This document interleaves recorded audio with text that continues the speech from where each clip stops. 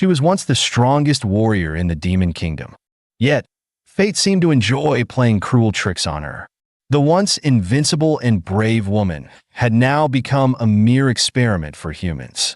To make matters worse, a lecherous old man publicly scrutinized and humiliated her as though she were an object. He tortured her mercilessly by yanking her hair, truly heartless.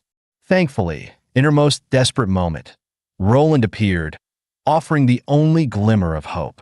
Unlike most, he was forced into the nation's secret military unit, the Spy Division, due to an unforeseen accident. After undergoing intense special training, he became a spy treated as nothing more than a disposable pawn. In this world, humans and demon beasts have long been bitter enemies. The demon race, with their demon cores, naturally possessed extraordinary powers, almost invincible. Humans, on the other hand, discovered the mysterious acupoints in the human body, mastering secret martial arts and mystical techniques rivaling the demon's strength. Thus, the world became divided into two distinct realms: the celestial martial kingdom, established by humans, and the demon kingdom, founded by the demon race. In their struggle for supremacy, both nations sent vast numbers of spies to infiltrate and wage covert warfare against each other. After all, history had taught Roland and others, a world cannot sustain two opposing civilizations. One is bound to perish, and thus war became inevitable.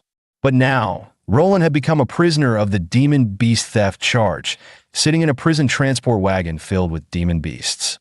The atmosphere inside the wagon felt oddly tense, especially when the Minotaur in front of him suddenly spoke, asking, "What crime did you commit?"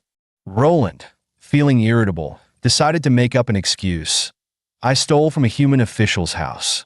The Minotaur sneered, a look of contempt crossing its face, mocking, "You went to live among humans and still think you're one of them? Unfortunately, despite looking human, you still end up here." With that, the Minotaur spat on Roland's shoes, his expression full of provocation. Roland's eyes grew cold, and without backing down, he shot back, "Is that tattoo from the Holy War Glory Society? What a shame, you've also been captured by humans, just like me, a mere prisoner under their control." No sooner had he spoken than the Minotaur erupted in rage, swinging a powerful fist toward Roland. Such a crude move, Roland could easily subdue it with a single strike. However, the commotion quickly reached the ears of the prison warden, Zhao Xian. As soon as Zhao Xian entered the prison, a menacing gleam appeared in his eyes, and he stared at Roland, saying, "So you're Roland? Looks like you really know how to stir up trouble." Zhao Xian sneered coldly, saying, "I don't like troublemakers. Do you know what the punishment for assaulting other prisoners is?" Before Roland could respond, Zhao Xian launched a thunderous punch straight at him. The intense pain forced Roland to transform, revealing his orc form. Zhao Xian began loudly reading out his crimes. Roland committed theft within the Celestial Martial Kingdom and is sentenced to life imprisonment. During his confinement, he assaulted other prisoners, and as punishment, he will be placed in solitary confinement for 7 days. This sentence will be executed immediately. The next moment, Zhao Xian, accompanied by his soldiers, personally escorted Roland to the solitary confinement room. With a swift whoosh, the elevator doors closed, and it began its rapid descent. The atmosphere immediately became tense and oppressive, with only the two of them left in the elevator. Roland spoke softly, trying to ease the tension. "Relax, there's no one else here." Zhao Xian's expression immediately deflated, as though all the air had been sucked out of him, his forehead covered in sweat as he turned to face Roland. His eyes showed a hint of nervousness as he cautiously said, "Director Roland, I've been cooperating well, haven't I?" Once Zhao Xian received the call from the Spy Division, he immediately began to prepare, speaking cautiously while wiping the sweat from his forehead, his voice tinged with nervousness. "If there's a chance, you must say a few good words for me to Boss Lon." He paused for a moment, then added apologetically, "And about the punch I gave you earlier, it really made me quite terrified." Roland gave a slight smile, his expression unchanged, responding calmly, and then he lifted his shirt to reveal his stomach. Zhao Xin looked at the scars on his belly and said with a strange tone, "According to some acquaintances in the capital, this is already fifth-generation technology. All undercover agents in the Demon Kingdom have to go through this procedure." The demon core transplant surgery, Zhao Xin continued, implanting a demon core into a human body. The rejection rate has dropped to 30%, but it's still highly dangerous. Zhao Xin tried to touch the scar on Roland's abdomen, but Roland awkwardly stopped him. Zhao Xin seemed to realize the awkwardness of the situation, and both of them began to blush, the atmosphere thick with shyness. Finally, the elevator came to a stop, and the doors opened. They had arrived at the -9th floor. Here, they imprisoned the most ruthless and vicious demon beasts. Roland followed Zhao Xin for a while before they stopped in front of a cell marked 621. Inside was Roland's target for this mission, Qingxiu Bailing. The first step of the mission was to gain her trust. Roland couldn't help but pause, looking around in confusion. This place doesn't seem like just a normal prison. Zhao Xin gave a wicked smile and replied, "You're right. To be precise, this is a testing facility specifically designed for your demon race." Bai Ling's face instantly flushed with rage, her body trembling with anger. "Don't get cocky. What you've done today will come back to you 1,000 times over." Zhao Xin's expression immediately darkened. He walked over to the nearby voltage switch, a smug smile crossing his face as he coldly remarked, "Didn't anyone tell you? Keep your mouth shut around here." Without hesitation, he yanked the voltage switch. Instantly, millions of volts surged through Bai Ling's body, sending violent shocks coursing through her. She screamed in agony as the electricity slowly subsided. Zhao Xin slowly walked forward again. Holding an electrified baton, he struck mercilessly at Bai Ling's fragile stomach. At the same time, he didn't forget to grab her by the hair, whispering mockingly, "You still have some looks, though you're a beast, but I guess you can amuse me a little, right?" He leered at her body, admiring, "This figure, it's so perfectly curvaceous, with long, fair legs, truly the golden ratio of human women." Just as Zhao Xin was about to use the baton to verify whether she was truly a virgin, she screamed in agony as the electricity slowly subsided. Roland coldly extended his hand, blocking Zhao Xin's movement. With a sneer, he said, "You humans pride yourselves on being a civilized nation, yet how do you treat captive demon races?" Zhao Xin's eyes flickered with disdain, feeling as if Roland was threatening him. Roland, unfazed, continued, "Respected warden, I suggest you maintain some distance from us demon prisoners. Otherwise, it might affect your future promotions." He paused, his tone growing colder. After all, those higher-ups won't appreciate a warden who enjoys humiliating the demon race. If such disgraceful behavior reaches their ears, you might find yourself trapped here for the rest of your life. Zhao Xin's expression changed abruptly, as if he had suddenly realized something. Inside, a wave of panic surged. Those officials from the capital always pride themselves on being scholarly and righteous. If they find out that I'm here messing with a female demon, my career might be over. His respect for Roland, the special agent, grew even stronger. He turned to Roland and said, "You're right, but she did offend me, and I can't let her off easily." Roland looked at Zhao Xin and calmly responded, "If you can't calm down, I am willing to take her punishment in her place." After hearing Roland's words, Zhao Xin seemed to be further provoked. His staff swung their sticks as fast as the wind, and in an instant, one was aimed directly at Roland's face. He then ordered his subordinates coldly, "Give him a lesson so he knows what respect means." A barrage of punches and kicks hit Roland, and he felt as if he had been thrown into a violent storm, unable to control anything. But the deadliest blow came from one of the soldiers, who mercilessly slammed a baton directly onto Roland's head. In that instant, Roland saw stars flashing before his eyes, and then collapsed heavily to the ground, falling unconscious. After they left, Bai Ling couldn't hold back any longer and started calling out loudly for Roland. Seeing Roland lying on the ground like a lifeless corpse, Bai Ling's face flashed with panic, and she muttered, "He can't really be dead, can he?" Although she said that, Bai Ling couldn't help but nudge Roland's face with her foot. Roland was badly beaten, every inch of his body screaming in pain. Yet, to her surprise, Roland somehow managed to sit up. He turned his head, looking directly at his target, Bai Ling. Bai Ling was stunned by Roland's resurrection, her eyes filled with shock and disbelief at the sight before her. A few seconds later, both of them snapped back to reality, but the awkward atmosphere quickly turned their faces as red as fire. Bai Ling broke the silence first, her tone light and teasing. "Seems like you had a bad dream." Roland gave a forced smile, trying to mask his discomfort. "Yes, it seems like quite a bad dream." He then stood up, dusted himself off, and introduced himself briefly. "My name is Roland, just a nobody." After a brief pause, he looked at her with a slight smirk. "Since I took a beating for you, maybe it's time you told me your name?" Bai Ling shot Roland a glare, her tone tinged with disdain. "You think too highly of yourself, huh? I didn't ask for your help, and you got knocked out. How embarrassing." Despite her irritation, she finally spoke her name. Then, with a puzzled look, she asked, "I heard you escaped from Green Island Prison. How did you manage to do that?" As soon as the words left her mouth, Roland's eyes became alert, and he nervously retorted, "You're not trying to trick me, are you?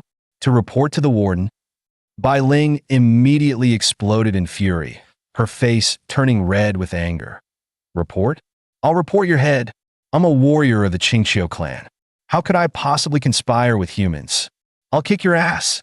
Bai Ling, furious, retorted coldly, "Do you know how many people died just to capture me? If I weren't locked up, I'd tear this prison down." Seeing her fury, Roland quickly raised his hand, signaling an apology. "Sorry, I shouldn't have doubted you." He paused for a moment, then added, "I was just on guard.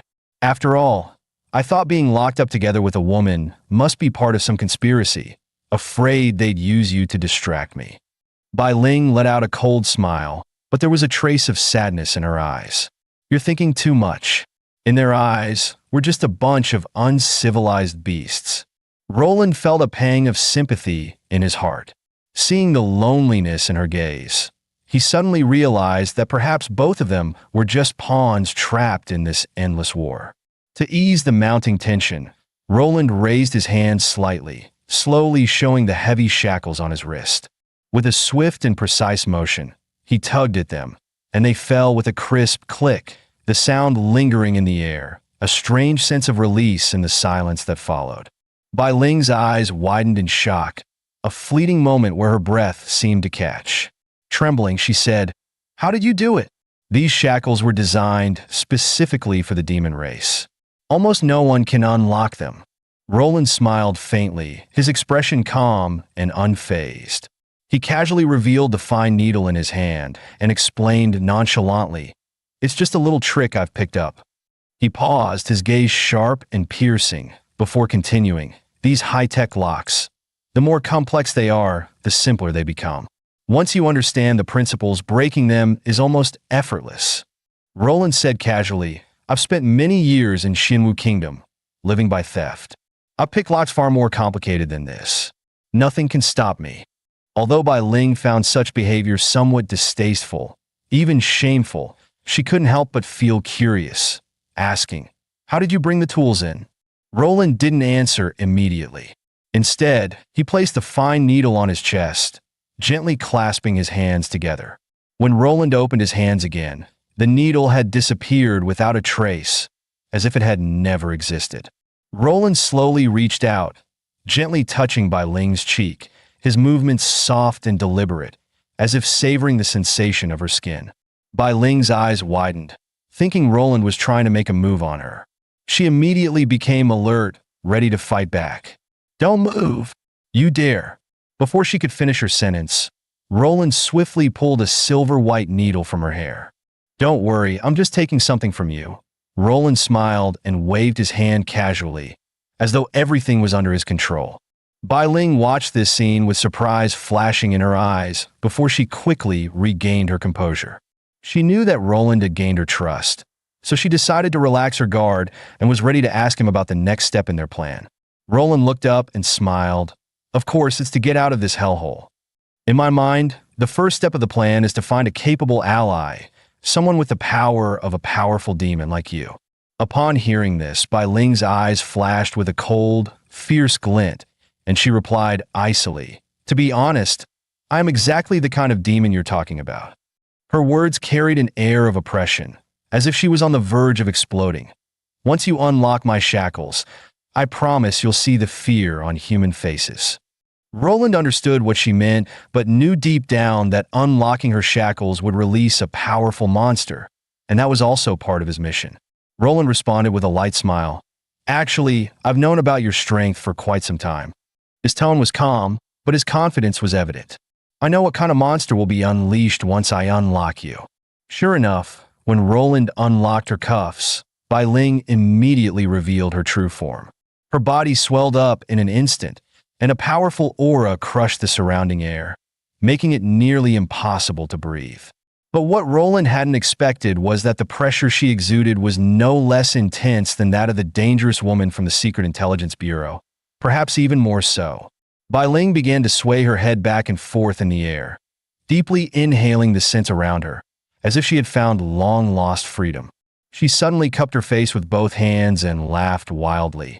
"It smells a little foul, but this is the air of freedom." As soon as her words finished, she suddenly swooped down and tackled Roland to the ground, moving with lightning speed. She glared at Roland with a fierce intensity, trying to extract some truth from his eyes. "Who exactly are you? Which sect has such advanced lockpicking skills?" In order to save his life, Roland shifted into his orc form, his gaze sharp and piercing, trying to intimidate her. "I'm from the northwestern Sanliao wolf tribe. I learned my lockpicking skills from a human craftsman in Xianwu Kingdom." Bai Ling, still dissatisfied, pressed her furry ears against Roland's chest, listening intently to his heartbeat. In that moment, Roland could feel her breath swirling around his ear, as though she could hear every rhythm of his heartbeat. Suddenly, a flash of realization crossed her eyes, as if she had remembered something important. "I need to get revenge on the warden," she growled. "That old pervert dared to treat me like this. I'm going to tear him apart myself." Hearing this, Roland quickly stopped her, blocking her impulsive action. "Wait, don't be so rash. If you go after the warden now, our plan will be ruined," Roland said anxiously, his eyes reflecting concern. He looked at Bai Ling, whose eyes were filled with anger, feeling a growing pressure. "We need to focus on escaping first. There will be plenty of chances for revenge later. We can't let a moment of impulse ruin everything." Bai Ling paused, her fury slowly subsiding, before she finally asked Roland, "Do you have a specific plan?" Roland lowered his head in thought for a moment, then spoke quietly but with resolve. "Actually, this plan requires the warden. As long as we can get close to him, he has something crucial on him that we need." Bai Ling seemed a bit confused. Glancing at the nearby pipes, she asked, "What are these pipes for? They're so thin. How do we escape through them?" Roland chuckled softly and patiently explained, "Don't worry. Some of these pipes are actually larger. I saw them when I first arrived. The pipes on the mountain are quite large. If we can find the layout of the piping system, we'll be able to escape." He paused for a moment, his eyes flashing with certainty. "And this crucial information is definitely kept in the warden's office." Bai Ling immediately understood Roland's plan, a cold smile spreading across her face. "So, we need to get into the warden's room and find a way to take him hostage?" Roland nodded, his eyes growing more determined. "That's right. As long as we can make contact with the warden, we'll have a chance to get that blueprint. The rest is up to us." Next, Bai Ling and Roland began plotting how to get close to the warden, and the plan was gradually taking shape. Roland knew that as long as they could get the blueprint from the warden, combined with Bai Ling's immense power, they would be able to escape. But the problem was how to get close to the warden. At that moment, Bai Ling confidently patted her chest. "Don't worry. Leave the task of getting close to the warden to me. I have the intel they want, and it'll go smoothly." Roland let out a sigh of relief. At least that part was secured. However, Roland knew he had to continue convincing her. "All right then, there's just one more thing. How do we distract the guards?" Roland paused for a moment, his gaze firm. You don't want the plan to fail and get stuck here, do you? Bai Ling hesitated for a moment, a reluctant look passing over her face. But in the end, she agreed to cooperate. Fine. For freedom, I'll have to sacrifice my brief moment of liberty. They quickly made preparations for the operation. Roland jogged to the door, leaned close to the gap, and shouted loudly, "There's an important report. Is anyone in charge here?" Sure enough, a guard soon appeared, wielding a baton, walking toward them with an imposing expression. As he opened the door, his face was full of fury. "You bastard! You're the one causing all this trouble, aren't you? Let me show you how I'll deal with you," the guard shouted, raising his baton in a threatening manner. With a swing, the baton came crashing down toward Roland's head. Just as Roland was about to be struck, Bai Ling suddenly shouted, "I asked for you. Tell the warden, I can't stay here any longer. My tribe's location is hidden in your capital's intelligence base. Take me to him now, or I might change my mind." The guard hesitated for a moment, his eyes flicking with doubt. After a few seconds of silence, he quietly replied, "All right, follow me." Roland let out a quiet sigh of relief as the mission smoothly moved to the next phase. Soon, Roland and Bai Ling arrived at the warden's office, where Zhao Xian was sitting, his gaze sharp like a predator waiting for its prey. He stared coldly at the two of them, his voice low and threatening. "Speak. Tell me your intelligence. Let's see if it's worth listening to." Finally, the plan reached its critical moment. Roland knew that this next step would not only determine whether Bai Ling could gain the warden's trust, but also his own life or death. However, things took an unexpected turn. Bai Ling didn't follow the plan and instead started calculating and reasoning the next steps in a way no one had anticipated. Suddenly, she turned to Roland and whispered, "Actually, I've come up with a simpler plan. Why don't we just jump out of the window and escape?" Roland immediately felt like a grass mud horse had crossed his mind. He couldn't understand why Bai Ling suddenly changed the plan. He hurriedly walked up to her, whispering, "What are you thinking? We agreed to capture the warden, get the blueprints, and escape through the water tunnels. Why did you suddenly change your mind?" Bai Ling casually replied, "Isn't the goal of the plan to escape? Jumping out of the window would be quicker, wouldn't it? Trust me, we'll be fine. I'll protect you with everything I've got. Or you can stay behind, since you can unlock things. You'll have another chance later." Roland was speechless. "If you run, I'll be treated as an accomplice and executed on the spot. Who's going to take responsibility if your plan fails?" Bai Ling smiled, her gaze unshakably firm. "Heh, looks like you have no other choice, huh?" At that moment, Zhao Xian suddenly tapped the table, interrupting Roland and Bai Ling's conversation. He coldly said, "Bai Ling, speak quickly. If the intel you have is valuable, I'll guarantee freedom for both of you." Bai Ling showed no signs of panic. Instead, her expression remained completely composed. She took a deep breath and then calmly spoke, "I can give you the intel you want. But when it comes to confidential matters, I can only tell one person." Bai Ling's words piqued Zhao Xian's interest, and he slowly walked toward her. Then he suddenly stopped in his tracks, thinking to himself, "This demoness is definitely going to kill me. I'm just a warden, and if I die, they'll just replace me with someone else. It won't be a big deal." He finally realized he might become a sacrificial pawn. His heart tightened, and he began to feel something was wrong, secretly glancing at Bai Ling, whose expression seemed to scream, "I could kill you." Beside them, Roland blinked rapidly, desperately signaling to the warden, "Jump out the window! Jump out the window!" "She wants to jump." But Zhao Xian seemed to misunderstand Roland's meaning, thinking they were being told to jump out the window to escape. At that moment, tears welled up in Zhao Xian's eyes, and he was so moved he almost raised his fist and shouted, "No wonder you're a special envoy. You actually saved me once. I'll repay your kindness in the future." Roland almost tripped, feeling helpless. Did this guy even understand? His expression made Roland feel somewhat exasperated. Bai Ling looked at Zhao Xian, a sneer curling on her lips, her tone filled with sarcasm. "What's wrong? The mighty warden? Too scared to come over? You were all high and mighty in the control room earlier. but now you're trembling." To everyone's surprise, Zhao Xian suddenly laughed. "Haha, you really think I'm falling for this? I've locked you up for so long, and you still think you can deceive me? You came to me because of that prison blueprint, didn't you?" Bai Ling's face showed no surprise, only a colder sneer. "You foolish, arrogant idiot. You've made two fatal mistakes. Do you think I came to find you just for that blueprint? Yes, I want it, but how could I get it while locked up?" Before the words were even finished, a sinister smile crept across Bai Ling's face, her eyes gleaming with mocking amusement. With a swift motion, she tore off the handcuffs. The metallic sound of them snapping echoed in the air, signaling the eruption of her untamed power.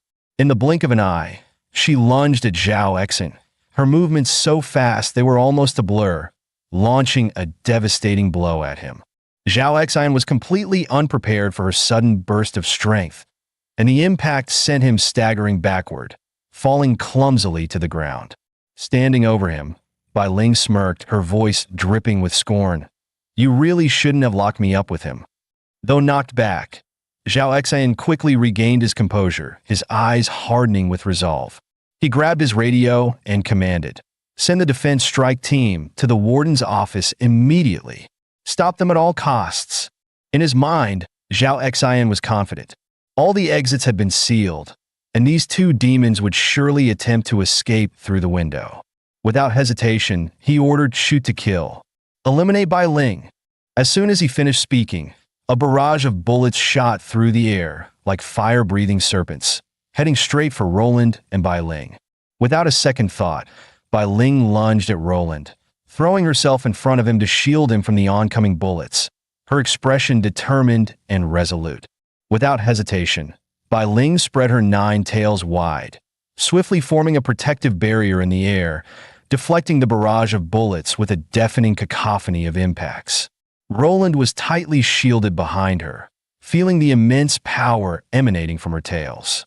His heart pounded like a drum, unsure of what the next second might bring. However, Zhao Xian did not relent. His figure flashed like lightning, and the magic array in his hand erupted in golden light, instantly forming a gleaming spear. His eyes burned with murderous intent as he prepared to end Bai Ling's life with a single strike. Just as he raised the spear, Bai Ling felt an overwhelming pressure bearing down on her, an oppressive force that threatened to crush her. But she didn't waver. She turned sharply, using her powerful tail to whip Zhao Xian with incredible force, sending him crashing hard against the wall. Without hesitation, Bai Ling seized the moment, grabbing Roland and charging toward the window. With a fierce leap, she smashed through the glass, and the two of them plummeted from the highest floor of the prison. Zhao Xian stood in place, watching their escape with frustration etched on his face. He muttered bitterly, "Special agent, don't blame me. I'm just following orders." With that, he quickly gathered his strength, the spear in his hand glowing with dazzling brilliance, and aimed it directly at Roland's retreating figure. At that moment, Roland was still in a state of terror, hurtling downward with gravity pulling him toward the ground, his mind completely blank. Suddenly, a sharp squelch pierced the air. Roland felt an icy force stab into his body. A tidal wave of excruciating pain surged through him as the spear tore through his flesh, his blood painting the night sky red. Seeing this, Bai Ling immediately wrapped her arms around Roland, holding him tightly. With a powerful sweep of her tail, she plunged into the unfathomable depths of the ocean with him, sending a massive spray of water into the air. Zhao Xian stood by the window, watching Roland and Bai Ling disappear into the sea. His expression was cold as he commanded, "Notify the maritime patrol immediately. Spare no effort in capturing the escapees." The patrol scoured the vast ocean for 3 days and nights, but no trace of them could be found. Nearby, a soldier puffed on a cigarette and chatted with his companion. "I don't think we're going to catch them. They're probably long gone by now." The other soldier nodded, sighing. "Yeah, this sea is huge, and with just one ship, it's like looking for a needle in a haystack." Suddenly, the calm sea surface began to ripple, waves spreading outward in an unusual pattern. The smoking soldier froze for a moment, staring at the water. What is that? A massive black shadow began to emerge just beneath the surface, its outline blurry but menacing. Out of nowhere, a black-green sphere shot up into the sky, propelling itself with incredible force. The soldiers reacted instantly, raising their guns toward the sky, their barrels tracking the mysterious object, their faces tense with alertness. Bai Ling appeared before the soldiers, cradling Roland in her arms, graceful and swift, like a ghostly white figure that exuded an unstoppable force.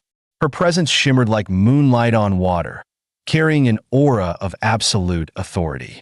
Bai Ling's eyes glowed with a fiery red light, resembling a deity of slaughter descending to the mortal world. With a single leap, she landed on the deck with a powerful presence that caused the air around her to tighten. The soldiers immediately opened fire at Bai Ling, but all their bullets were blocked by her tail, as if she were surrounded by an impenetrable shield. Bai Ling's gaze was cold and sharp, as if it could pierce through the hearts of her enemies.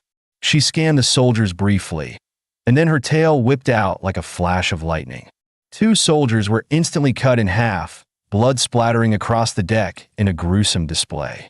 The other soldiers, witnessing the brutal deaths of their comrades, stood frozen, mouths agape, their faces drained of color as terror overtook them. Yet Bai Ling had no intention of stopping. Holding Roland tightly, she leaped into the air once again, as fast and powerful as a mythical beast, her speed and strength leaving no hope for anyone to stop her. As she landed, the air grew thick with the stench of blood. The deck became a field of death, her killing intent filling every inch of space. Bai Ling walked into the cockpit, where the driver, trembling with fear, looked at her with pleading eyes. "Please don't kill me. I'll cooperate." Bai Ling ignored his plea, her voice cold and commanding. "Can you drive the ship?" Her words were simple, yet they carried the weight of inevitability, as though everything hinged on this one question. "I will. I will. I have value. Spare my life." The helmsman trembled, his voice cracking with fear. Bai Ling looked down at him coldly, her voice icy as she commanded, "Head towards Sea Area 3, the Demon Sea. Keep the ship's signal active and stay in contact with your central station, telling them you're heading towards the Demon Sea for a search. But let me make one thing clear. Don't even think about betraying me, or I'll kill you instantly." Bai Ling gently laid Roland down on the ground. She turned to the helmsman, her voice calm but commanding. "Where's your medical kit?" On the vast, dark ocean, the helmsman, shaking in terror, steered the ship with trembling hands. Bai Ling finished dressing Roland's wounds, then sat cross-legged by the wall, silently resting. At this moment, her eyes held a hint of sorrow, as if weighed down by something deep inside.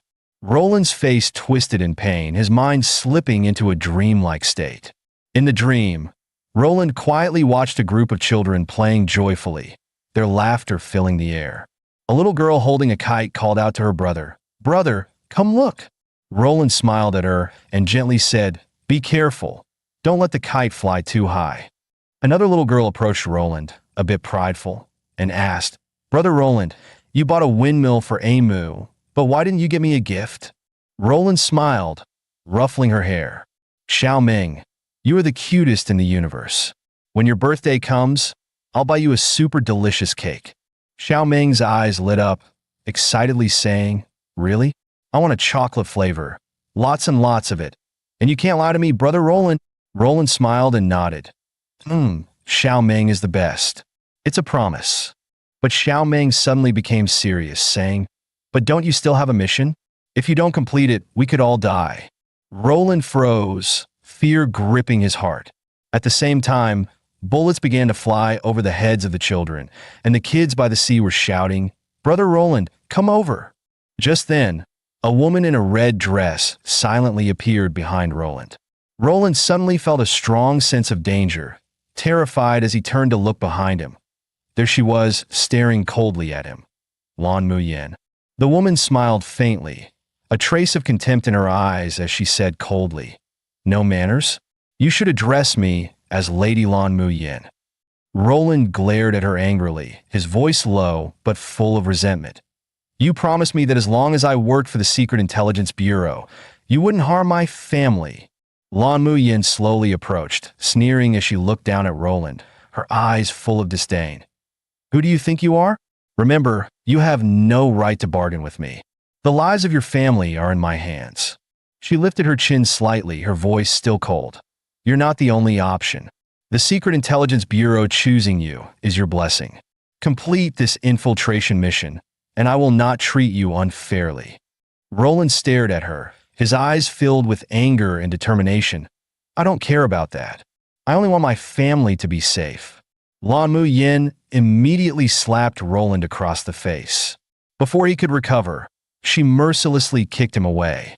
She then looked down at the heavily wounded Roland, her voice cold and dismissive. I told you, you should call me Lady Lan Mu Yin. Her tone was filled with undeniable cruelty. Once you're in the Intelligence Bureau, you'll be nothing but a dog under my command. Life and death are mine to decide. If you dare show disrespect again, it won't be just a kick next time. Roland was instantly jolted awake from the nightmare, shouting in panic. After a moment, he realized it was just a dream. Bai Ling stared at him blankly and said softly, Seems like you had another nightmare. Roland froze for a moment, then checked his wound, relieved to find it wasn't too serious. He lay back, looking at Bai Ling with gratitude in his eyes. Thank you for saving me. Bai Ling smiled faintly, her voice calm. It's nothing. If you hadn't unlocked the cuffs, we wouldn't have escaped. Fortunately, you have good luck. Your wounds aren't life-threatening. A little rest and you'll recover soon. Roland looked around in confusion, softly asking, Are we on a ship? Bai Ling, speechless, looked at the fool beside her, inwardly thinking, You were out cold when I hijacked this patrol ship that came after us. Is this a human ship? Roland asked, unable to hide his surprise. Bai Ling coldly replied, Yes, apart from the one still steering, I killed everyone else. It's my way of getting back for the torment I endured. Roland looked at the deck covered with bodies, his heart sinking. He turned to Bai Ling and asked, So, where are we headed next? Meanwhile, the helmsman screamed in terror, his voice filled with panic. The ship began shaking violently, and massive waves surrounded it, crashing against the hull. Roland lost his footing and stumbled, quickly getting back up and shouting, Is it the enemy chasing us? Bai Ling looked ahead, her expression calm and reassuring. Don't worry, we're almost there. Roland, still puzzled, asked, Where are we? Of course, it's the Demon Kingdom, the Dark Sea, located closest to the Third Sea area of Xinwu Kingdom. At this moment, Bai Ling and Roland arrived at the bow of the ship. Roland gazed at the turbulent sea, with waves crashing and whirlpools spinning fiercely. Although I am of the demon race, I have never been here. These storms and chaotic currents are a natural barrier. No wonder Xinwu Kingdom's naval attacks always fail. That's right, with Xinwu Kingdom's growing power. If it weren't for this sea as a barrier, the southern part of the Demon Kingdom would likely have already fallen. As the ship entered the whirlpool, it began to shake violently. While Bai Ling remained calm and collected, Roland staggered, clearly unsettled by the turbulence. Roland anxiously looked at Bai Ling, his voice filled with worry. This whirlpool isn't caused by the fact that we're young. If we go deeper, the ship will probably capsize. Bai Ling smiled reassuringly. Don't worry, I won't let you die in the belly of the fish. She then emitted a sound, a deep, almost fish-like call. On the mountain, the mermaids heard the sound and turned their gazes toward the direction it came from. They swiftly gathered with others and began swimming toward the ship, soon climbing aboard. Roland's eyes widened in fear as he watched the mermaids climb onto the ship. However, surprisingly, the mermaids did not attack immediately. Instead, they lined up neatly on the deck. The pilot, however, wasn't as calm. He screamed in panic. We're done for. They're deep-sea scouts. The deep-sea scout made his way to the cockpit and coldly ordered the pilot, Get out and obey. Roland glanced sideways at Bai Ling, a hint of confusion in his eyes. Did you summon these fish people with that sound you made just now? Bai Ling nodded slightly, a cold smile on her face. Yes, they're the sentries from the front lines. One of the scouts approached, his sharp gaze scanning them, his voice cold. Who are you? You boarded a patrol ship from the Shinwu Kingdom and entered the sea of the Demon Kingdom. Yet you understand our secret communication. Bai Ling stood confidently, one hand on her hip, her gaze filled with pride. I am Bai Ling of the Qingxiu clan, a Hazan. 3 months ago, I was captured by the Shinwu Kingdom, but now I've luckily escaped. She paused, her tone firm. Return me to Hansheng, and I will reward you generously. The scout's eyes widened in shock, his voice full of reverence. You are the noble Zan of the Qingxiu clan? Bai Ling was too lazy to waste time with pleasantries, immediately revealing her 9 tails, exuding an overwhelming aura. She sneered. What? Don't believe me? The scout was momentarily stunned, his face filled with confusion and panic. Then, he and the other scouts knelt, speaking reverently. We greet you, my lord. Congratulations on overcoming this danger and escaping safely. Bai Ling looked down at the kneeling scouts, her eyes showing impatience. Enough with the formalities. Hurry up and take me back to Hansheng. Bai Ling's eyes were sharp as she coldly glanced at the kneeling scouts. Her voice was chilling. Also, not a word about my return should be leaked. You all will stay by my side from now on, not a step away. A massive stone tablet loomed ahead, inscribed with ancient runes that commanded reverence. A figure knelt on the ground, his eyes fixed on a gigantic monster plaque ahead, his brows furrowed in deep thought. Master, the third young miss has entered the city, the figure reported in a subdued tone, a hint of tension in his voice. I never expected her to escape from the human concentration camp. The voice from the shadows was calm, but carried an undercurrent of disdain, and she returned without a single whisper of news. The perfect moment to strike has passed. The little girl has grown smarter after this experience, and she'll likely become a problem in the future. The masked man turned his gaze toward the figure in the shadows, his eyes sharp as knives. Should I take action now? Damn it! The voice from the shadows hissed, seething with anger. She's just entered the city. There will be more opportunities. I'll get what I want sooner or later. The scene shifted back to the sea, where a massive submarine sat motionless at the dock, its iron exterior gleaming coldly in the sunlight. Bai Ling and Roland disembarked from the submarine, walking with purposeful steps, their faces expressionless. The scout stood respectfully to the side, watching Bai Ling with reverence. My lord, I have successfully escorted you back to the city. I shall take my leave now. I wish you well in Han City. Ao Jiang, right? You've done well, Bai Ling said calmly, her voice firm and resolute. I will speak with the Sea Defense Commander Ao Shah and help you secure a general's position. Ao Jiang lowered his head in gratitude, silently relieved that the opportunity was finally within reach. Bai Ling and Roland walked towards the imposing city ahead, the atmosphere of Han City enveloping them. Roland couldn't help but exclaim, "First time in Han City, and I didn't expect it to be this prosperous." Bai Ling glanced sideways at Roland with a slight smirk. Your astonishment isn't surprising.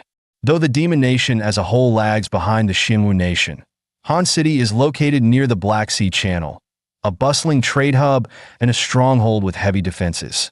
It is one of the 3 major capitals of the Demon Nation, second only to the Imperial capital. It's hard for it not to be prosperous. Roland nodded thoughtfully before asking, So, where are we going now? Bai Ling answered softly, her voice carrying a hint of nostalgia. Home. Just then, 4 luxury cars pulled up in front of Bai Ling, their tinted windows reflecting the sunlight. Bai Ling stood frozen for a moment, clearly taken by surprise. She frowned, perplexed by the unexpected arrival. At this moment, the car door opened, and a pair of beautiful high-heeled shoes stepped out. Following that, a girl in a qipao with a single horn on her head leaned out from the car. The girl gazed at Bai Ling and Roland. Roland couldn't help but think to himself, this girl, she's dressed so seductively. The girl then bowed to Bai Ling. I am Jiu, respectfully welcoming you, my lord. After such perilous journeys, You have finally escaped unharmed.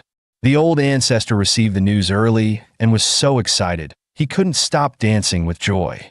Bai Ling looked at the girl with tear-filled eyes. Is the old ancestor still well? Jiyu, moved by Bai Ling's words, could no longer hold back her tears. Ever since your capture, the old ancestor has been thinking about you day and night. He couldn't rest, consumed by worry. Upon hearing this, Bai Ling's heart ached, and she pouted with sadness, fighting back her tears. While both were caught in their sorrowful emotions, Jiyu turned to look at Roland. And this is? Jiyu asked, her expression curious. Roland, looking completely confused, stammered, I'm... Bai Ling, seeing his confused expression, smirked and answered for him. This fool's name is Roland. He's the one who helped me escape from prison.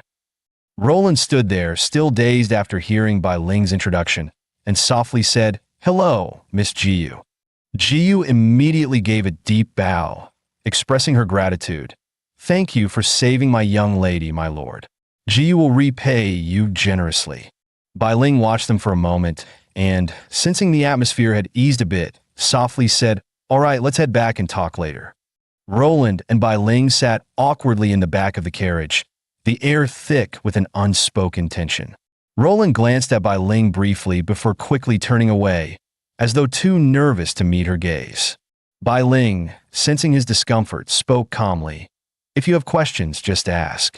You saved me, so there's no need for you to be so formal in front of me.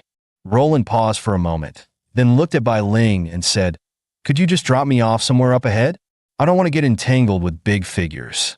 Bai Ling glanced at him sternly, her voice carrying a touch of reproach. You risked your life to help me escape, barely making it out. Don't you want me to repay you? With the power of my family, this reward is likely to change your fate. Roland was puzzled. Your family? What exactly is your identity? Bai Ling looked out at the sky and said, This place was not originally called Cold City, but Qingxiu City, the holy city of the Qingxiu Fox Demon Clan. My ancestor was the ruler of this holy city, the nine-tailed Fox King, Qingxiu Qi. After the War of 10,000 Demons, Qingxiu Qi was defeated and submitted to the Demon King. Qingxiu City was then renamed Cold City, symbolizing the Demon Kings will to guard the cold frontier for generations. To control the power of our clan, the Demon King brought the 3 major clans and 24 smaller clans to settle here, ruling the Cold Continent together. Cold City became the heart of the Cold Continent and the hub of 100 cities. Today, the 4 great families of the Cold Continent, Qingxiu, Ao, Shang, and Yu coexist with Qingxiu at the top. Roland felt awkward, embarrassed. I feel ashamed. Although I'm also a demon, I grew up in the immortal martial kingdom, so I know nothing about these historical tales. Bai Ling immediately asked, So, what do you think? Will you still refuse my reward? Of course, I wasn't joking. I previously thought your family was well off and didn't want to attach myself to it. But after hearing all this, I'm now even more determined to keep my distance. Bai Ling asked seriously, So you really don't want anything to do with me? Roland answered without hesitation, Yes, I don't want to. Bai Ling helplessly rolled her eyes, inwardly sighing. This fool actually rejected me to my face. Since he won't accept my grand gesture, at least he should take some money. Living here isn't cheap after all. Roland awkwardly replied, Money, that's fine, but... Before Roland could finish, Bai Ling angrily shouted, Shut up! Let me have some peace, you damn fool! The two were once again plunged into an awkward silence. The vehicle sped toward their destination. In no time, it stopped in front of an impressive estate. The plaque at the gate bore 3 words, Qingxiu Manor. Bai Ling and Roland looked up at the plaque, and Bai Ling sighed, Qingxiu Manor. I'm home. The guarding wolf demon at the door looked at Bai Ling and shouted happily, It's Mrs. back. The blue fox head immediately shouted at the red fox head, Idiot, hurry up and report. The red fox ran while shouting, Ancestor, ancestor, the young lady has returned. Bai Ling stepped into the gates of the mansion. The red fox entered the inner courtyard and continued shouting, Ancestor, the young lady has returned. Ancestor. Then a yellow fox stopped him. No manners. How can you be shouting like this? This fox was the steward of Qingqiu Mansion, named Qingqiu Lian. Steward Lian, the young lady. The young lady has returned. Mao asked me to report it to the ancestor. Steward Lian was taken aback, because Bai Ling and her two companions had already entered. Steward Lian not only didn't step forward to greet them, but angrily scolded the red fox. You dare, no matter who returns, you cannot make noise in the mansion. Since this is your first offense, kneel here and receive 60 slaps as punishment. To set an example, the red fox knelt on the ground, begging for mercy and frantically kowtowing. Bai Ling walked up to the red fox and said with a smile, "The steward of Qingqiu has quite the authority. Today, Mao was simply overjoyed by my return and lost his composure.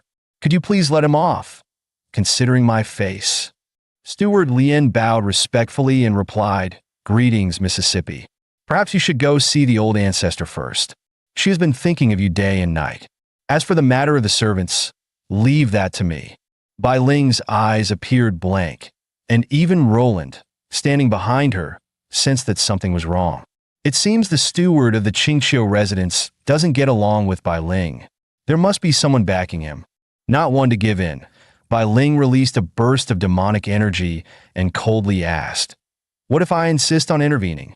Steward Lian remained calm, his attitude still courteous on the surface, but he spoke with a hint of indifference. In Qingqiu residence, punishments for servants are handled by the steward. I'm simply doing my duty. All decisions regarding the punishments are made by the master of the house. If Miss feels it is unfair, she can report it to the master, and I will accept whatever the master decides. This is the rule." Bai Ling sneered and looked down at the steward, her expression hard to read. Jiyu angrily shouted, "Master Lian, you dare to contradict the young lady. I will tell the old ancestor and have her punish you." Master Lian didn't even look at Jiyu, replying coldly, "You're just a maid by the young lady's side. Don't forget your place. The family head despises gossip within the household. I advise you not to make a fool of yourself. This is not a place for you to speak." Jiyu was left speechless by the rebuke, unable to say a word.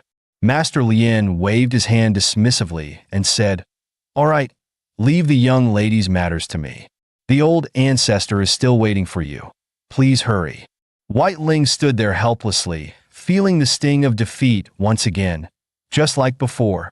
This old fox. As long as that man stands behind him, this humiliation will never be erased. I won't accept it. I can't accept it. White Ling gritted her teeth and stepped up the stairs, suppressing her inner pain. Master Lian watched White Ling leave, snorting with some self-satisfaction. Suddenly, a voice rang out. "Master Lian, what's going on here?" Without warning, came a shout, "Take this kick." Master Lian barely had time to cover his face before he cried out in pain. White Ling, the red fox, and Jiyu were all frozen in shock, their eyes wide in disbelief. White Ling stared blankly at Roland, completely stunned. Roland growled angrily, "You damn servant! I've tolerated your insolent face for far too long." Master Lian, covering his face, shouted in anger, "Who are you? How dare you hit me?" Roland didn't back down, retorting, "You set rules for others but don't follow them yourself. Are you blind to your own actions? You're the housekeeper of this manor, right? Isn't it your job to carry out the master's will? How can you openly defy the young lady's wishes? Isn't the young lady your master? Do you think you can now act above the family head?" Master Lian, unable to argue back, threatened, "Kid, just wait. You'll regret this." Roland responded coolly, "I've learned my lesson. May I ask who you are, sir?" White Ling looked at Master Lian with a sneer. "Do you plan to take revenge? He's my savior. He's the one who brought me back." Master Lian's face twisted in anger. "Oh, a savior, huh? I'll remember that." He then turned on the red-haired fox, fuming, "You've got some nerve. The young lady pleaded for you, and you still haven't left?" The red-haired fox quickly waved his hand, respectfully replying, "Thank you, Master Lian, for your leniency." Master Lian was unwilling but had no choice but to endure for now. He said coldly, "Miss, the old ancestor is still waiting for you." Bai Ling replied with annoyance. I know, I'm going now. In an elegant room, a maid stood beside a shadowed figure. The hand was withered, but the killing intent it radiated was still palpable. This was Qingxiu clan's old ancestor, Qingxiu Dan. She turned to the maid and asked, Has Bai Ling not arrived yet? The maid respectfully replied, She should be here soon, old ancestor. Please be patient, she may. Before the maid could finish, the door was suddenly pushed open. Another maid rushed in, calling out, old ancestor, the young lady has arrived. The old ancestor looked stunned, trembling with excitement, unable to believe. The old ancestor was eager. She stood up, ready to leave and wait. However, White Ling had already arrived at the door. She casually touched her ear and stepped into the room. The moment she saw the old ancestor, White Ling's eyes filled with tears. Old ancestor, I'm back. The old ancestor gently stroked White Ling's head, her voice filled with concern. Are you all right? I was afraid I'd never see you again. The old ancestor then turned to Roland, asking, Who is this young man? White Ling cheerfully grabbed Roland's shoulder, introducing him with a teasing smile. His name is Roland. He's the one who helped me escape. Without him, I'd probably still be locked in that dreadful place. The old ancestor smiled approvingly. Good man. Now, tell me how you two managed to escape. Meanwhile, Master Lien was pacing back and forth in the hallway, his mood conflicted. He stopped in front of a room and called out, Master, the young lady is back, and she's brought along an outsider named Roland. He's the one who rescued the young lady from prison. Inside the room, a middle-aged fox was focused on writing with a brush. His face looked fierce, and he simply replied coldly, I know. Master Lien asked again, Is the master still going to see the young lady? The fox shook his head slightly, replying indifferently, No, everything remains as usual. As for that benefactor, give him a reward, but don't ruin the customs of the Qingxiu clan. Bai Ling leaned on the old ancestor, listening intently as Roland recounted the escape. After Roland finished, the old ancestor sighed.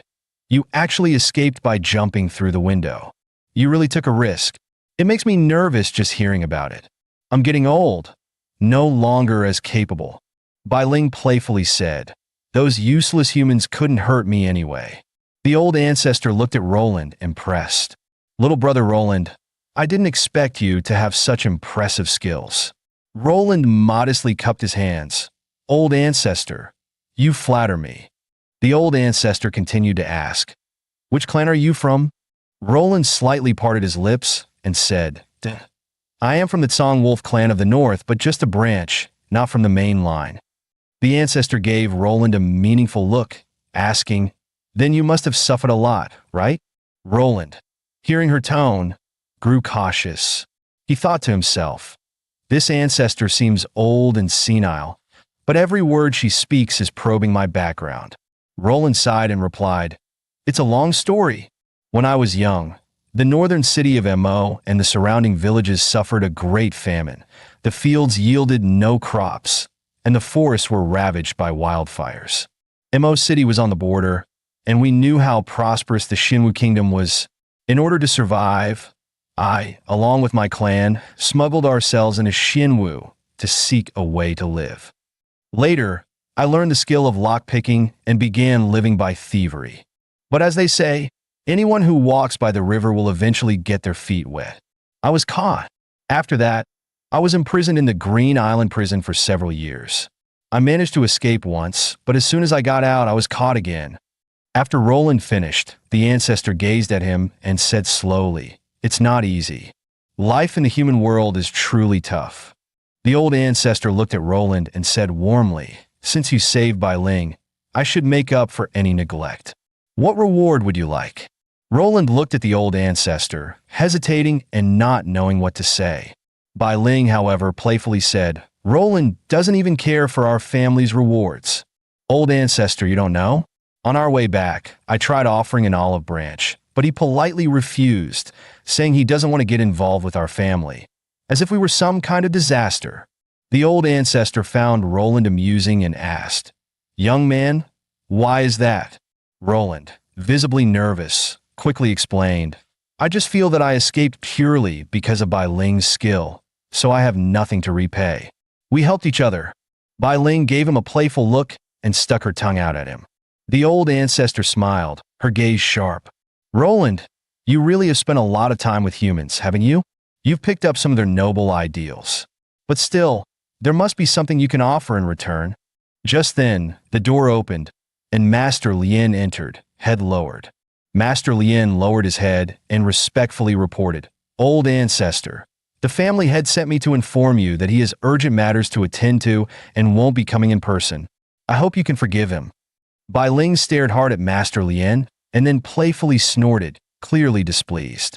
Roland, standing nearby, thought to himself, the family head? Could it be Bai Ling's father?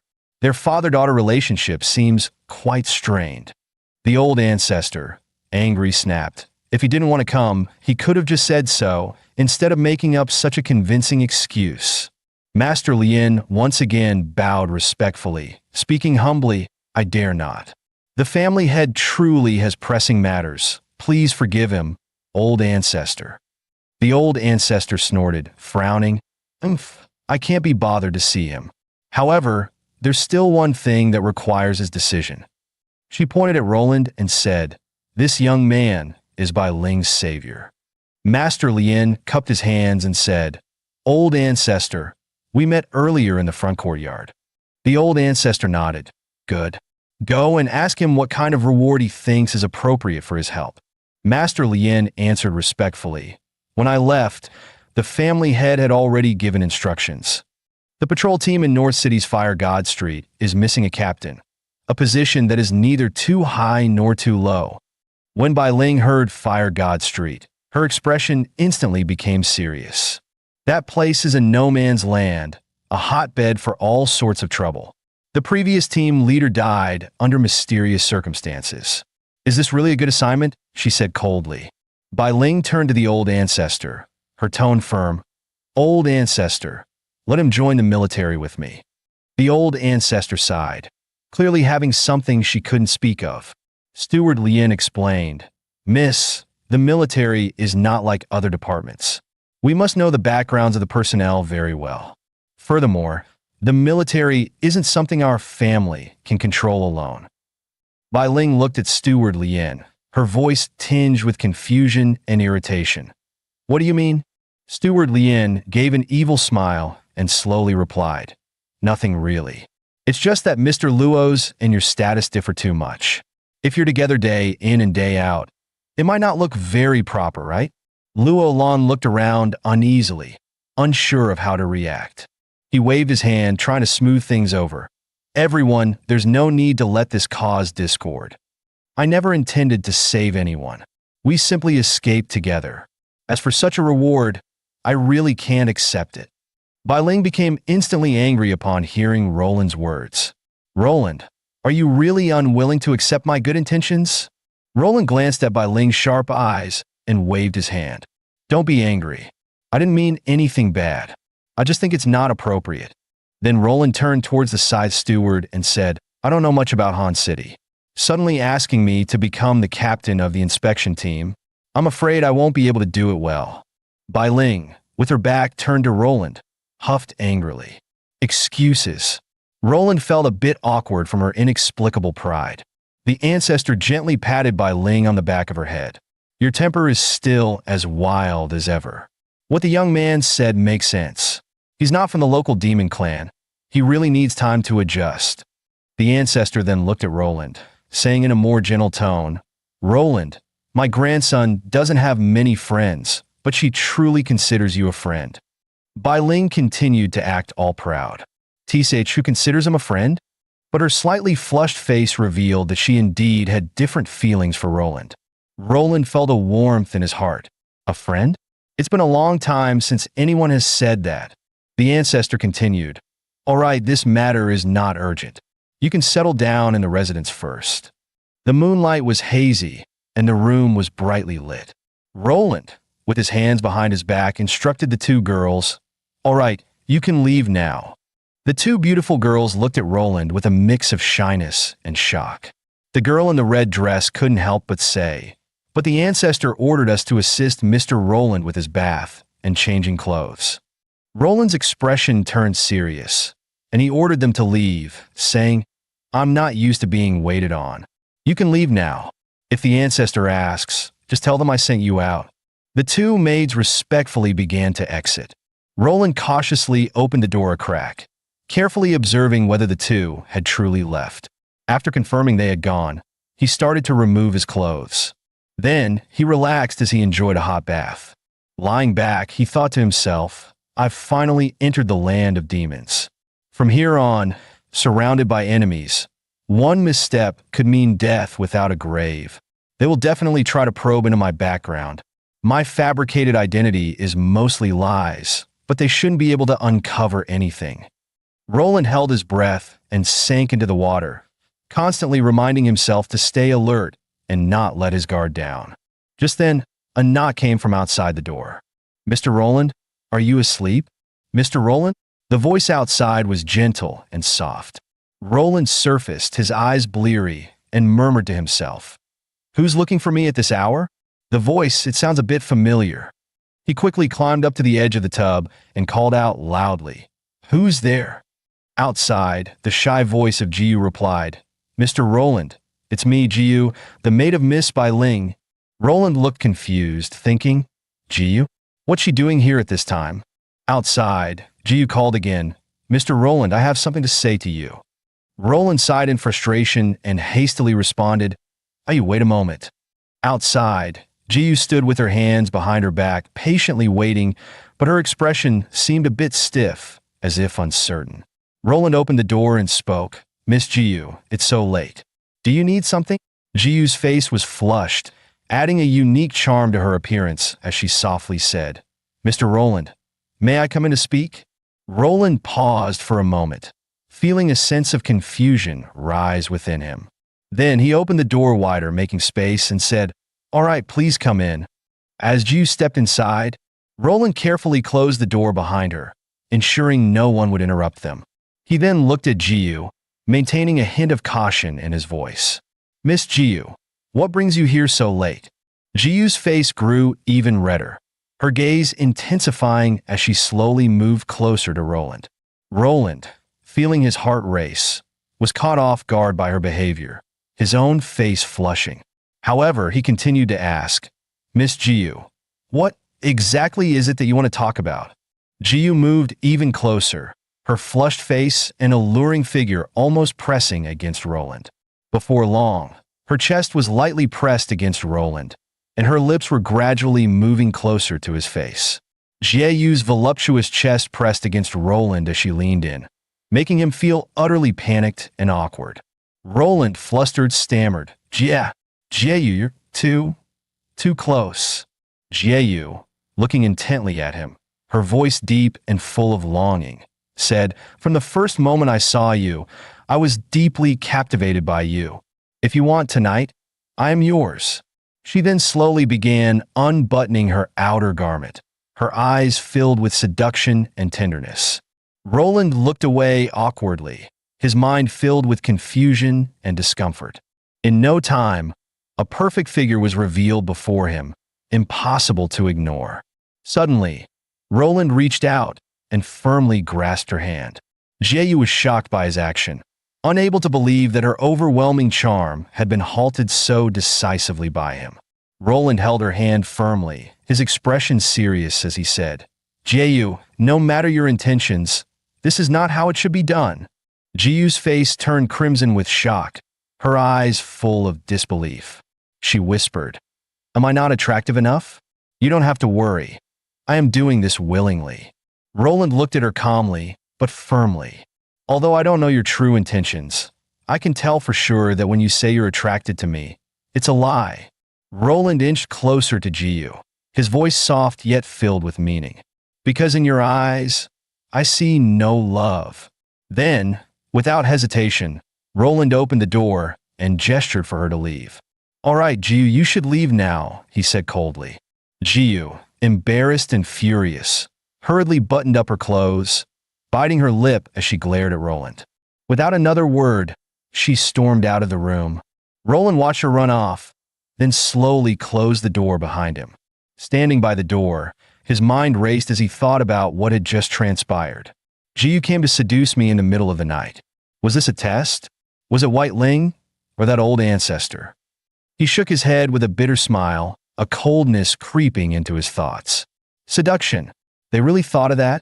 Human and demon paths are different. How could I possibly fall for such a trick? On the other side, Jiyu leaned against the garden wall, deep in thought. Mr. Roland doesn't seem like the shallow type, the kind of man who would be drawn to a woman's beauty. If he truly wishes to help the young miss, then he is someone to be trusted. The way he looked at me was not a mere act. I could even sense a hint of disdain in his gaze.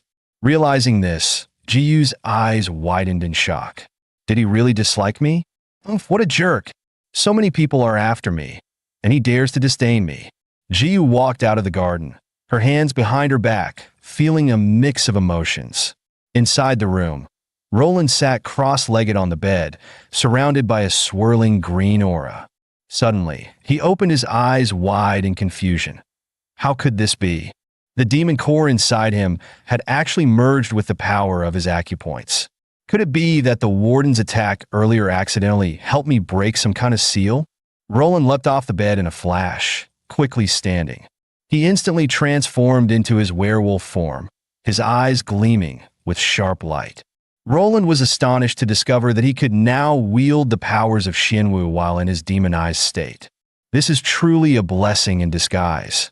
Combining the powerful physique of a demon with the Xianwu power has greatly enhanced my self-preservation abilities. After a while, Roland walked over to the window and gazed at the outside scenery, feeling a surge of homesickness. As he looked at the changing sky, he let out a deep sigh, murmuring, "I miss you all so much." The next day, the sun shone brightly, and birds chirped joyfully on the trees. Inside the room, Roland was still fast asleep, unaware of his surroundings. Outside the door, a shadow softly knocked, calling, "Roland, time to wake up." Roland jolted awake, seemingly still dazed by the events of the previous night, and exclaimed in surprise, "Not again?" Outside, Bai Ling stood at the door, knocking impatiently. "Roland, wake up! I'm taking you out for a walk." Roland yawned as he opened the door, lazily saying, "Miss, I've got injuries and need to rest." "Rest?" Bai Ling crossed her arms and scoffed. "Cut it out. Your injuries are long healed, stop pretending. I'm taking you out to see the world." She then forcibly grabbed Roland's arm and dragged him out. Outside, the bustling city was bathed in bright sunshine. Through the glass window, the two of them were seated at a table in the restaurant, enjoying their meal. The table was laden with a rich variety of dishes, a feast for the eyes and stomach. Roland awkwardly looked at the food, feeling no real appetite, thinking to himself, "Is breakfast always this lavish for demons?" Bai Ling, with a contented smile, raised her glass and said, "Of course, this is our first meal in our new life. Let's toast to our new beginning." Roland half-heartedly raised his glass and clinked it with hers. Then, their wine glasses clinked together romantically. Bai Ling spoke, "Roland, thank you." Roland, who was about to put a piece of food in his mouth, paused and mumbled, "Why thank me? Didn't I say? I didn't do it to save you." Bai Ling rested her chin on her hands, smiling at Roland. "It's not because of that. It's because you helped me teach the housekeeper a lesson yesterday. You really helped me vent my anger." As she spoke, she exaggeratedly gestured. "That kick you gave yesterday was really cool." Roland casually responded, "That incident? It's not worth mentioning. I just simply couldn't stand him. But there's one thing I'm curious about," Roland continued. "You're the young lady, and he's a servant. Even if he's the housekeeper, he shouldn't be so rude to you. How come it feels like you can't do anything about him? I'm just curious. If it's inconvenient to answer, that's fine." Bai Ling's gaze suddenly darkened, as if she had fallen into some indescribable emotion, her expression a little lost. She remained silent for a moment, then softly said, "Let's eat." Her tone was gentle, but somewhat unnatural. At that moment, the waiter walked over and handed Roland a cup of coffee. Roland couldn't help but smile when he saw the coffee, gently lifting the cup and savoring the aroma. However, just as he was about to take a sip, he noticed a symbol appearing on the surface of the coffee, and his brow instinctively furrowed. Roland softly asked, "Where is the restroom?" His gaze became slightly alert. The waiter smiled and nodded, pointing ahead. "This way, please." Roland followed her, but his mind had already become alert. The methods of the Intelligence Bureau were indeed everywhere. The waiter slightly lowered her head, speaking with a mix of respect and a hint of flattery. "It's a pleasure to meet you, Special Agent. The second door ahead. Once you turn the handle, you'll understand." Roland gently walked toward the door, quietly turning the handle, his heartbeat slightly quickening. Behind the door was a red telephone, quietly placed on the table. Before he could think much more, the phone suddenly rang, breaking the silence. Roland took a deep breath and walked over to answer the phone. A familiar voice came from the other end. "Little Wolf Dog, long time no see." Guys, that's the end of the video. If you like this video, please leave a comment in the comment section. Also subscribe to the channel and hit the bell icon. Like the video and share it too. Thank you for watching and see you next time again.